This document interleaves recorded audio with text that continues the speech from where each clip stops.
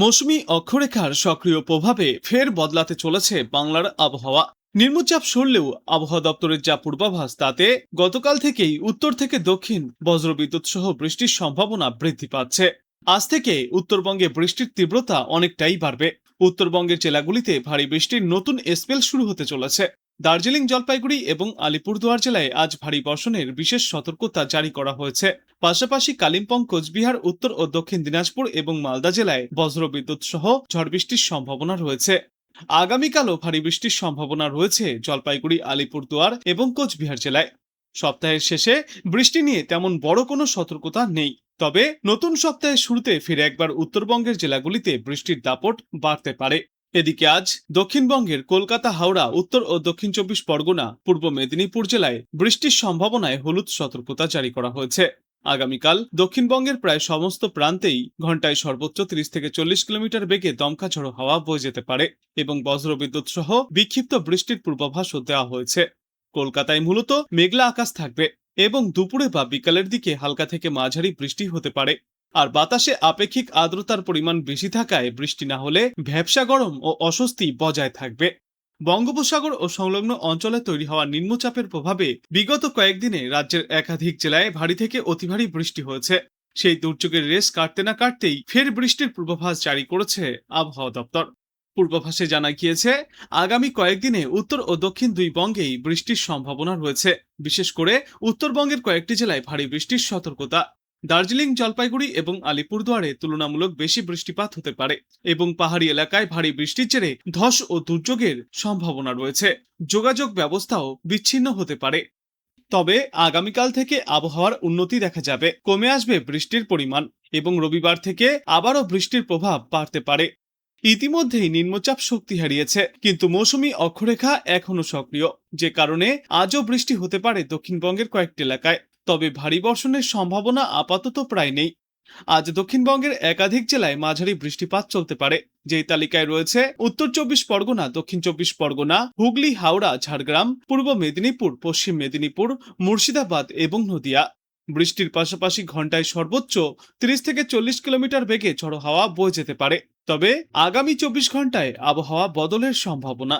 ইতিমধ্যেই দক্ষিণবঙ্গের জেলাগুলি দুর্যোগ কাটিয়ে ফেলেছে, তবে উত্তরবঙ্গের হাল বেশ খারাপ। উত্তরবঙ্গ জুড়ে প্রবল বৃষ্টির সম্ভাবনা নেই, তবে পাহাড়ি জেলাগুলিতে বিক্ষিপ্তভাবে ভারী বৃষ্টির সম্ভাবনা রয়েছে। বিশেষত দার্জিলিং, জলপাইগুড়ি এবং আলিপুরদুয়ারে বিক্ষিপ্তভাবে ভারী বৃষ্টিপাত হতে পারে। তাই উত্তরবঙ্গবাসীরা অবশ্যই সতর্ক থাকতে হবে।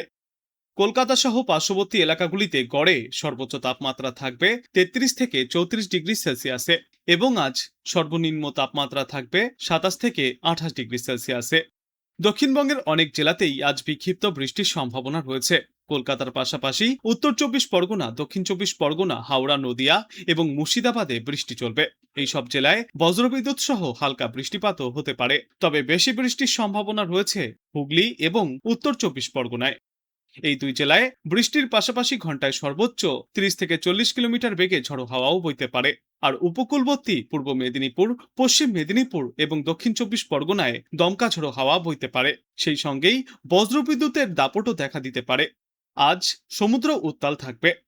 আর পুরুলিয়া, বাঁকুড়া, ঝাড়গ্রাম এবং পশ্চিমা অঞ্চলের বাদবাকি জেলাগুলিতে স্থানীয়ভাবে বৃষ্টির সম্ভাবনা রয়েছে, তবে সব জেলায় আলাদা করে কোনো সতর্কতা আপাতত জারি করা হয়নি।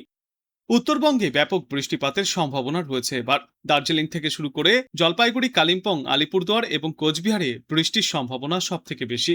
এছাড়াও ডুয়ার্স অঞ্চলেও তুলনামূলকভাবে ভালো বৃষ্টির সম্ভাবনা রয়েছে। আজ সকাল থেকেই দক্ষিণবঙ্গের আকাশ অনেকটাই পরিষ্কার। দিনের বেশিরভাগ সময়ই আজ আংশিক মেঘলা আকাশ দেখা গেলেও খুব একটা ভারী বৃষ্টির সম্ভাবনা নেই। গত কয়েকদিনের থেকে আজ তুলনামূলক বৃষ্টির সম্ভাবনা কম। বাংলার ওপরে থাকা নিম্নচাপটি সরে গিয়েছে বর্তমানে ঝাড়খণ্ড ও বিহারের ওপরে, ফলে পশ্চিমবঙ্গে ভারী বৃষ্টির পরিস্থিতি আপাতত নেই। তবে নিম্নচাপের পরোক্ষ প্রভাবে আজ এবং আগামী কয়েকদিনে হালকা ছিটেফোঁটা বৃষ্টি হতে পারে আঞ্চলিকভাবে। আজ দক্ষিণবঙ্গের বেশ কয়েকটি জেলাতেই বিক্ষিপ্ত বৃষ্টির সম্ভাবনা রয়েছে। উত্তর চব্বিশ পরগনা, দক্ষিণ চব্বিশ পরগনা, হাওড়া, হুগলি, ঝাড়গ্রাম, পূর্ব মেদিনীপুর, পশ্চিম মেদিনীপুর, মুর্শিদাবাদ এবং নদিয়ায় হালকা থেকে মাঝারি বিক্ষিপ্ত বৃষ্টিপাত হতে পারে। এই বৃষ্টির পর্ব চলবে আগামী শনিবার পর্যন্ত।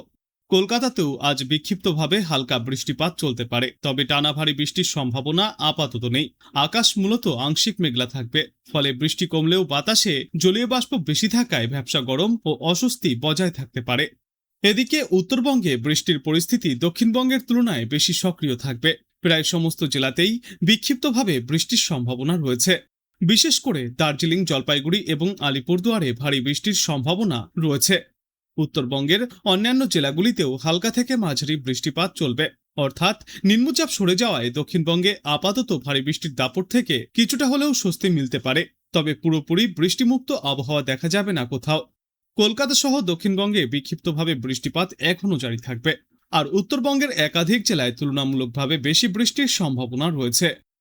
আজ সকাল থেকেই কলকাতার আকাশ আংশিক মেঘলা। বিশেষজ্ঞরা জানিয়েছেন, আগামী 24 ঘন্টায় তিলোত্তমা মহানগরীতে হালকা থেকে মাঝারি বৃষ্টির সম্ভাবনা রয়েছে।